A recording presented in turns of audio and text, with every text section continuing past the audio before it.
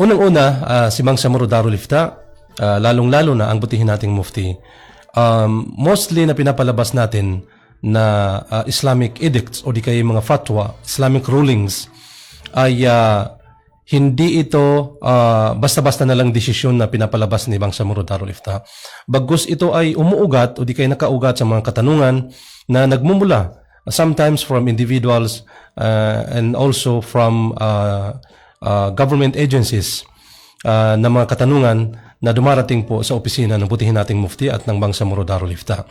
So isa sa pinaka sabihin nating nabigyan ng importansya at nabigyan ng na oras upang sa ganoon ay madiscuss, mapag-usapan itong katanungan na ito na umabot po sa Bang Samoro Darul Ifta na nakasaad doon, nagsasaad na ano ba yung rulings o ano ba yung pananaw natin, pananaw ng Bang Samoro Darul Ifta sa smoking o di kaya itong paninigarilyo, and also yung alternative na smoking, itong sabi nga nila yung vaping o di kaya paggamit ng vape. So para po sa kaalaman, Ma'am Johanna, ng mga manunood natin, dito po sa Bang Samoro Darul Ifta, pag lumating ang mga ganitong mga issues, ay hindi ito basta-bastang pinapalabas ni BDI ang sagot. Bagus ito ay dumadaan sa masusing usapan, masusing research, and masusing discussion ng mga Islamic jurists natin. Kasama po, siyempre, ang butihin nating mufti. Sometimes, umaabot yan ng first, second, third, and sometimes umaabot ng fourth or fifth reading ang isang katanungan lang pagkatapos madraft yung kasagutan doon sa fatwa na yun. So hindi ganun kadali ang pagpapalabas ni Bang Samoro Darul Ifta. Para sa ganun, masigurado natin at masigurado ng butihin nating mufti na ang may papalabas nating fatwa ay hindi lang masasagot kung ano ba yung katanungan, bagkus ay nakikita at na nasisilip natin ang lahat ng mga corners na kailangan nating masilip bago natin mapalabas ang isang Islamic verdict o di kaya Islamic rulings o di kaya sinatawag natin na fatwa.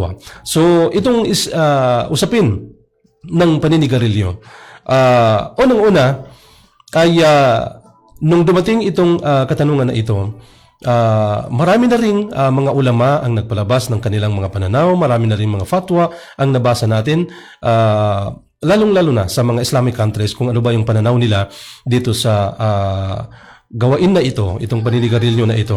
Pero ganun pa man, dahil para sabi nga natin, yung mapapalabas natin at mapapalabas ni BDI na fatwa ay in the context of the Bang Samoro and the principles and guidelines of Islam, ay kaya minabuti ni Mufti at ng BDI na silipin, tingnan at pag-usapan muli kung ano ba ang makikita nating magiging rulings ng smoking na ito in the context of Bang Samoro. So ito, nagpalabas na nga po, Ma'am Johanna, ang Bang Samoro Darul Ifta with fatwa rakam fatwa number 15 series of 2025. So napalabas ito nung October pa 2025 itong fatwa na ito. So nagsasaad dito, ma'am, na ang paninigarilyo at ang paggamit ng tobacco in any form, maski ito ay paninigarilyo o di kaya ito yung sabi natin yung lagat, yung kinakain o di kaya nilalagay sa bunganga, ay haramun syara'an. It means ay haram. Hindi pinapayagan sa pananampalatayang Islam, hindi pinapayagan sa pananaw ng ating relihiyon, ng ating pananampalataya. Maraming mga dalils, maraming mga makikita nating kumaga pagpapatunay from the Quran and also from the hadith of Prophet Muhammad sallallahu alaihi wasallam. Isa na dito ang verse from the Quran from Surah Al-A'raf verse 157, sabi nga ni Allah subhanahu wa ta'ala, وَيُحِلُّ لَهُمُ الطَّيِّبَاتُ وَيُحَرِّمُ عَلَيْهِمُ الْخَبَائِثِ. Ang pinakamalapit na pagpapakulugan dito, Ma'am Johanna, ay sinabi ni Allah subhanahu wa ta'ala at ipinaliwanag na isa sa mga task and mandate ng mga propeta, and last of them is the Prophet Muhammad sallallahu alaihi wasallam, ay yuhillu lahum at-tayyibat, iparating, ipaalam sa mga tao kung ano ba ang mga halal sa kanila. Ano ba itong mga magaganda, ano ba itong mga pagkain, mga kasuutan, mga kagamitan, mga gawain, pag-uugali na kinagigiliwan at nagugustuhan ni Allah subhanahu wa ta'ala at nakakabuti sa kanila. So, isa sa mga mandate ng mga propeta ay ipaalam sa atin kung ano ba yung mga halal.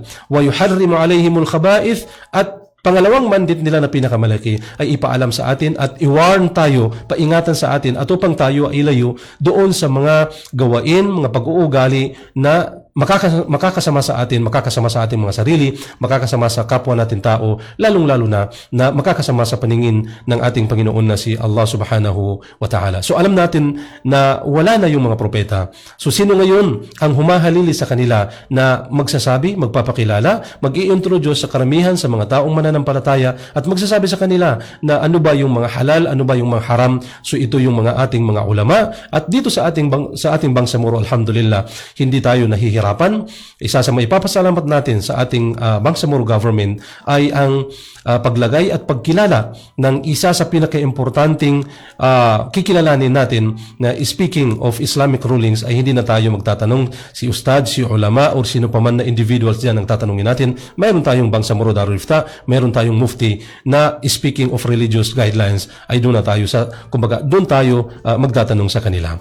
So ito yung pagpapatunay, ma'am, na ang paninigarilyo ay hindi pinapayagan dahil lumabas ito doon sa mga mabubuti at doon sa mga permissible. Bagkus nung tiningnan natin ito, ang paninigarilyo in any form at in any corner ay doon siya nafufall, doon siya nahuhulog sa mga khaba'ith. Ibig sabihin ng khaba'ith ay itong mga marurumi, nakakasama o di kaya nakakakos ng sinful kapag ginawa natin ito.